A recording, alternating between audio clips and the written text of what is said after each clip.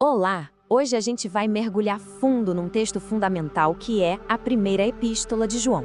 Qual será a sua mensagem central? E mais importante, como é que ela se organiza? Bom, é isso que vamos descobrir. Olha só, a carta já começa com uma afirmação, assim, de muito peso. O autor não está aqui para contar uma lenda, não. A ênfase é total na experiência direta, sensorial. Sabe, ele diz, ouvimos, vimos, apalparmos. Fica claro logo de cara. Isso se apresenta como um relato de testemunha ocular, preto no branco. E é isso que nos leva então para a base de toda a mensagem. A autoridade de quem escreve não vem de especulação, mas sim de um testemunho direto do verbo da vida. Isso já define um tom muito sério e ao mesmo tempo super pessoal para tudo que vem pela frente.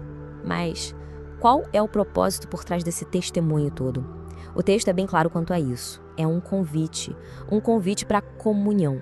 A ideia é que, ao aceitar o que foi visto e ouvido, quem lê entra numa relação compartilhada, não só com o autor, mas em última instância com o próprio Deus. A partir dessa base, o autor apresenta o que a gente pode chamar de um teste. É uma escolha moral fundamental, colocada num contraste bem nítido, sabe? Ou se vive na luz, ou se vive nas trevas. A simplicidade dessa afirmação é genial. Deus é luz. Ponto. Essa é a premissa para todo o argumento moral que se segue. E não é só uma metáfora, não. É uma declaração sobre a natureza de Deus que acaba se tornando o padrão para a conduta humana. E aqui a gente vê as consequências práticas disso. Andar na luz não significa ser perfeito, de jeito nenhum, mas significa viver em verdade, em alinhamento com essa natureza de Deus. E o resultado? Comunhão e purificação. Já a contradição, aquela de dizer que tem comunhão, mas continuar andando nas trevas, bom, isso é chamado de mentira. Isso, claro, levanta uma questão super natural. Poxa, se o padrão é tão alto assim, o que acontece quando alguém falha? E o pecado? Como fica? Pois é, o autor oferece uma saída para essa falha, o reconhecimento.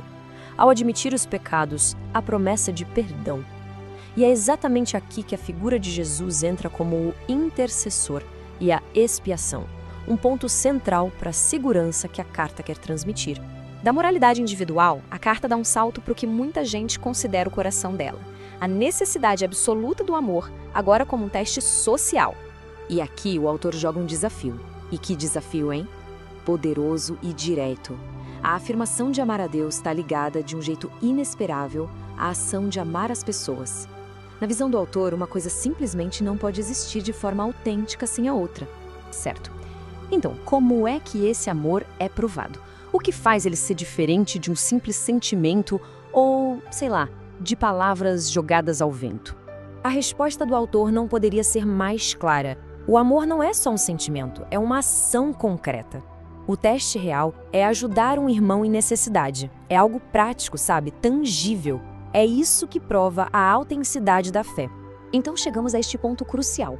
Assim como Deus é luz, o autor também define Deus é amor. E veja bem, para ele não é só uma das características de Deus, é a própria definição da sua natureza.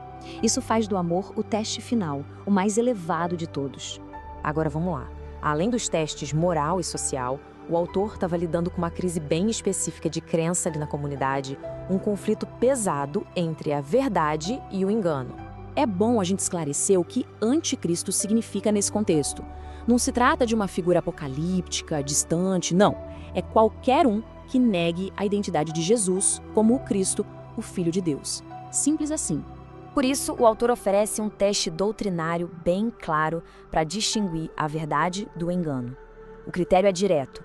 O Espírito que vem de Deus reconhece que Jesus Cristo veio em carne. Qualquer um que nega essa verdade, bom, não vem de Deus. Então, depois de estabelecer esses testes todos, de vida correta, amor correta e crença correta, o autor finalmente revela o propósito final de ter escrito tudo isso. E aqui está o grande desfecho. A carta inteira, veja bem, não foi escrita para gerar dúvida, mas para dar certeza. O objetivo final é que quem lê saiba que possui a vida eterna por meio da sua fé. É sobre segurança. Então, no fim das contas, tudo se resume a estes 3 pilares de segurança. O teste moral. A pessoa vive de forma justa. O teste social. Ela ama os outros de verdade com ações. E o teste doutrinário. Ela crê na verdadeira identidade de Jesus. E o ponto central é este.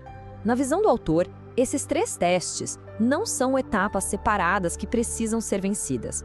Pelo contrário, são sinais que estão totalmente entrelaçados, apontando para uma única realidade, uma vida genuinamente enraizada em Deus, onde o comportamento, o amor e a crença se confirmam um ao outro. E tudo isso nos deixa com uma pergunta final para reflexão. Uma pergunta que, na verdade, resume a mensagem integrada de toda a epístola. O que, afinal, define a fé? É acreditar na verdade ou é viver em amor? A resposta que essa carta parece nos dar é que, talvez, seja impossível responder a uma parte dessa pergunta sem a outra.